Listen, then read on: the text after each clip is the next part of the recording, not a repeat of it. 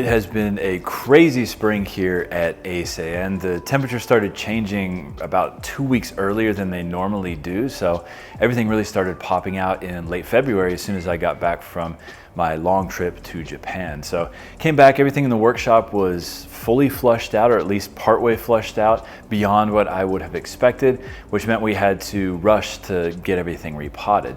The problem was we were gonna have 9 straight back-to-back 4-day classes. So I needed enough material to make sure that we could fill up all of the classes with work and with good information. So it was a bit of a mad dash to make sure that everything was going to work out properly. But thankfully, it's been a great spring. We've managed to repot everything that needed to be repotted. We took a lot of trees that were in wooden boxes and moved them over to ceramic containers for the first time. So the garden is looking better and better each day. You know, a lot of these trees get collected the previous year. They come here, they sit here for an entire season, sometimes 2 seasons before we do any repotting, and they're just on the bench in these ugly wooden boxes. So it feels fantastic to move them from those boxes to maybe not a final container, but at least a nicer ceramic container on new angles, new positions, setting them up for styling and for preparation for good growing later this season.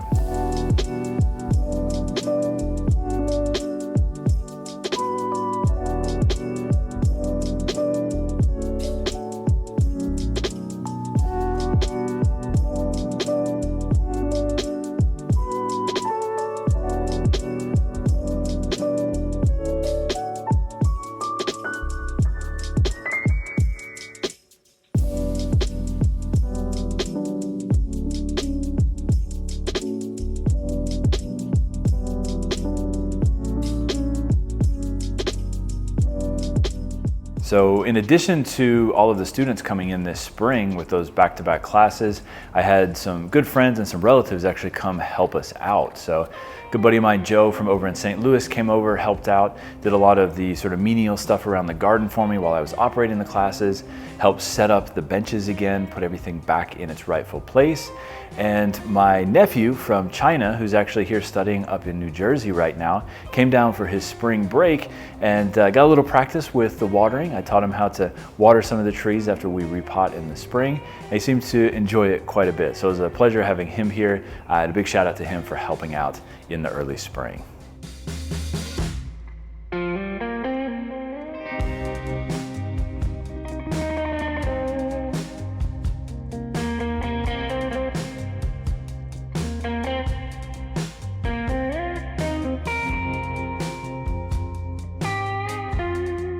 So one thing that we have to keep on top of here at the nursery all throughout spring is the emergence of diseases and pests, particularly as the new foliage emerges. So the diseases are the real issue at this time of year. Once temperatures kind of get around 45 to 50 degrees Fahrenheit, so what's that, probably 5 to 7 degrees Celsius, all of the diseases start blossoming around the nursery. So I try to spray preventively if at all possible. So I've got a backpack sprayer that I'll put on, walk around the nursery several times over the course of the spring, applying different fungicides and pesticides as well to all of the plants across the garden. Now the problem at this time of year though is that it can be quite rainy, so we end up with a lot of wetness and dampness on the foliage, which exacerbates these fungal issues. So if I don't time it just right and spray in between rains, giving enough time for the trees to absorb some of those chemicals, or at least those chemicals to coat the leaves and take care of the diseases, we end up with further problems later in the growing season.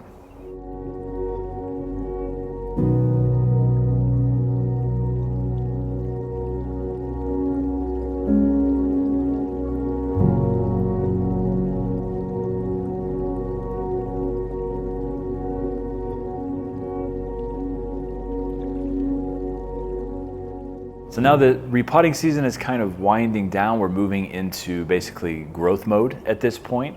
So trees that need fertilization have had it applied already. Plants that don't quite yet haven't been applied, and we're just letting everything elongate and grow for the time being. So this is actually why we don't operate classes in the month of April, because I want things to grow. I want this hormonal exchange to happen within the plants, and if we're pruning everything back at that time of year, you're basically disallowing that to happen. So I want good growth on the plants on the top, which means good subsequent bottom growth on the tree, and we get this beautiful cycle of good growth in the first part of the growing season.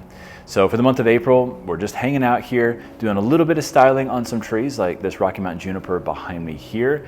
This is not typically a time of year I would do much styling, but this tree had a great bone structure, and it's actually one that was repotted this spring, but it's such a healthy plant and didn't really require any heavy bending or much pruning, so I felt comfortable actually styling this tree up. So this plant is actually going to be featured in an upcoming episode of BONSAI-U on our learning platform on my website, so if you're interested in checking that out and learning how I go about styling a tree like this in the early part of spring, definitely click that link in the description down below.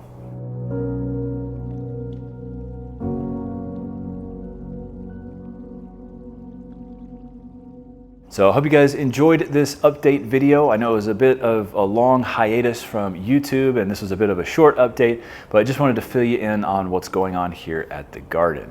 This is one of my favorite times of the year, if not my favorite time of the year. All of the maples are putting on their fluorescent green color, the buds on the pines are starting to move, the junipers are starting to green back up, the hinokis are turning that dark hunter green again, and things just feel alive around the garden. So I wanted to share a little bit of that with you guys and hope you enjoyed it. So look forward to seeing all of you guys next time around, and until then, take care.